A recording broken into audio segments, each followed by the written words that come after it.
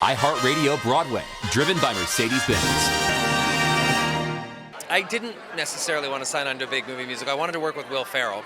I'd always wanted to work with Will Ferrell. And then there was that holy shit realization that I have to do a musical in order to accomplish that dream. But gratefully, both Will and I were in the same boat. Neither of us have ever done a full-blown musical like this. So we got to do it all together.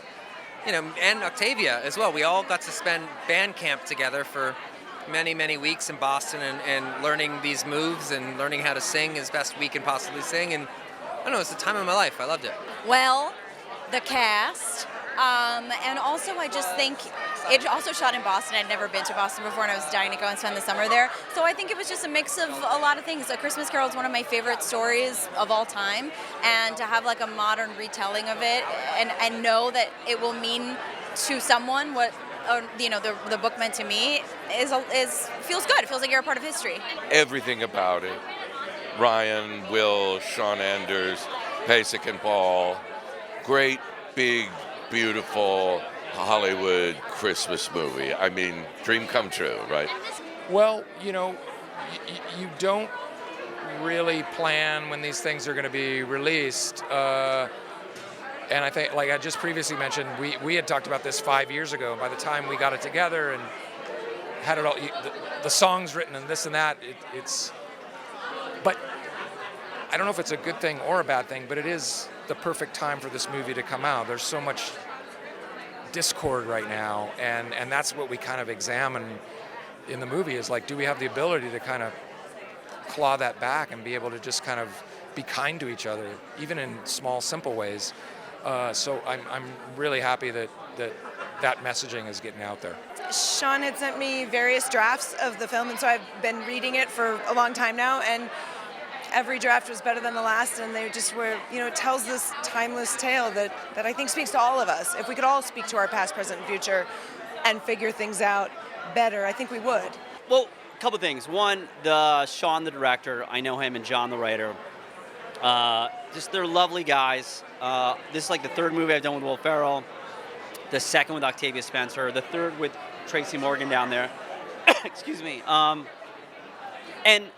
this is such a lovely, charming story about sharing goodness with the world and telling people to be kind. There's no better people to work with. And I always say it all the time, like, work with friends. It's the best way to go to work.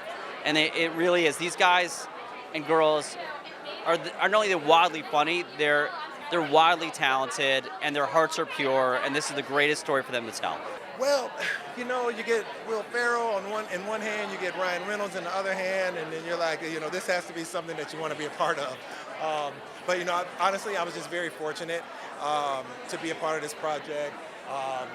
I'm playing Yet to Come. Tracy Morgan is actually the voice, and I'm doing the body. So just being able to embody Tracy's voice with my own flavor and my own characteristics, and then be with this group, it was epic. Just an epic time. You know what? I started in the theater. I love singing, and I'm probably not any good at it at all, but I had wanted to do something like this since I was a kid, and coming off of Severance into this was so funny because, Severance is a sort of an extreme and harsh show that I love so much, but getting to step onto a set it was song and dance was such a cool linear move, and getting to work with Ryan and Will, of course, was a dream. Well, from when I was a kid, I always dreamed of bringing tap dance back to movies. I saw my first tap dancing in a film with Gregory Hines, the movie Tap, and ever since that moment, I wanted to see tap dancing on film, and I also wanted to perform. And literally, I have poured every ounce of my being into creating work to make people excited around the art form. And thankfully, that work with the Syncopated Ladies has gone viral. And our director, Sean Anders, after seeing my work with James Corden, looked at that and saw that he wanted that special flavor that we haven't seen in about 30 years. Truly, who wouldn't want to do this? I never thought a musical role would come my way, and it is a dream come true. I hope I can do it again. Just like I'm with the best people, and they're legends, and I was so supported and cared for through the whole process. I'm like really spoiled. What's there not to love about it? You know, anytime I get the chance to write a traditional orchestral score, and especially you attach Christmas to that, I'm in with bells on. So literally. So yeah, it was just a great opportunity for me. Friendly rivalry with you and Hugh Jackman to be the best Pascal Paul movie musical. Well, we don't need an excuse to ignite a rivalry. I mean, that just seems to happen to us all the time. But no, Hugh was very generous going into this. He gave me a lot of great insight into that world and what to expect and how to be the best I could be, and I'm grateful for that. Well, ultimately, it's a story of redemption. It's a story of, hey, you can wake up and do better tomorrow if you want to. And I think in this climate in 2022, I think we want to see that. I think audiences are craving stories of a comeback of sorts, and it's never too late. You can always change your life. Well, I think the thing to take away is that being kind to each other, being generous of spirit, giving someone the benefit of the doubt as opposed to always jumping to a negative conclusion about somebody. That even someone as despicable as Ryan can be redeemed. So working with Will and Ryan is just an absolute dream come true. These guys are joy, they are love, they are light, and Octavia Spencer is just an absolute angel. So all of them were so generous in their time, in their kindness, and honestly, their work ethic, there's no reason, it totally explains why they're superstars. So I honestly treated them like I would anybody else that wanted to learn to dance, and they wanted that, and they went in and did the hard work. I got them great coaches to work with them, and then I would tailor the choreography to match where they were in that moment. So, Ryan is a superhero, so you got to lean in to the cool guy that, could jump off a building, right? So we found that stylistically within him to make it authentic. And then you have Will Ferrell, who a lot of people don't know is athletic, but he's so athletic. So then but also hilarious, right? So then you lean into the components that make each of them unique.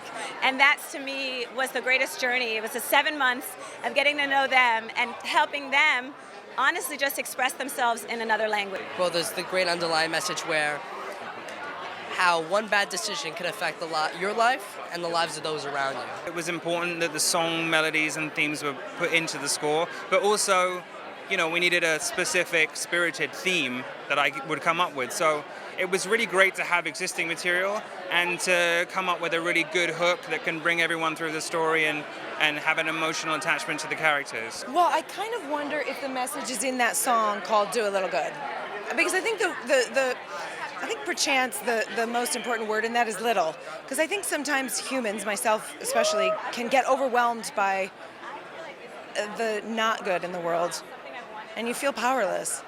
But I do think that if you could just teach yourself to do a little, it might make a big difference. I think there's such a good message about there's nothing wrong with being kind, no matter how bad you are. If you can just find that kindness in your heart again, it does live within you, no matter who you are. So be kind.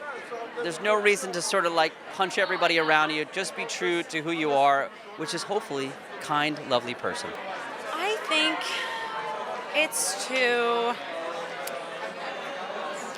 question your sense of what is good, and not to open up doors of just doing whatever you want, but to kind of give yourself a little grace and your neighbors some grace, and connect with people with an open heart and an open mind. Yeah. Well, I kind of wonder if the message is in that song called "Do a Little Good," because I think I think perchance the most important word in that is little, because I think sometimes humans, myself especially, can get overwhelmed by the not good in the world, and you feel powerless. But I do think that if you could just teach yourself to do a little, it might make a big difference. Favorite family holiday tradition? Oh boy, I don't know. I like, Halloween's one of our favorites, but Thanksgiving's probably the best, because everyone just gets together and it's not about trading gifts or anything. It's just about being together, which I love. I'm Puerto Rican, well, half Puerto Rican, half Dominican, but in Puerto Rico we have this tradition, it's called parranda, which is like, essentially you get like household pots and, items, pots and pans, you make them into instruments, and you sing in front of people's doors until they open up and give you a snack or a cocktail. And you just don't shut up until they open the door. So it's like trick-or-treating, but Christmas version. My favorite holiday tradition is Sean and I grew up in Wisconsin, and our family did Christmas at night. So I never knew about Christmas morning until I was an adult. And then I was like, what is happening? You do this in the pure light of day? That's embarrassing. So I have carried on that tradition, and we do Christmas at night. Ooh, my favorite, probably eating dinner with my grandpa, my grandma, and my whole family, and drinking eggnog, definitely. Eating, of course. I usually eat, pretty clean, pretty healthy the whole year, but between November 25th and January 2nd, no rules.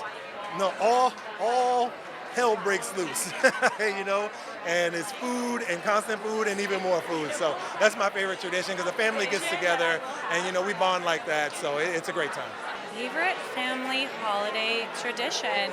We're a family of like long road trips during the holidays. So I know that sounds like actually insufferable, but I'm kind of fond of them.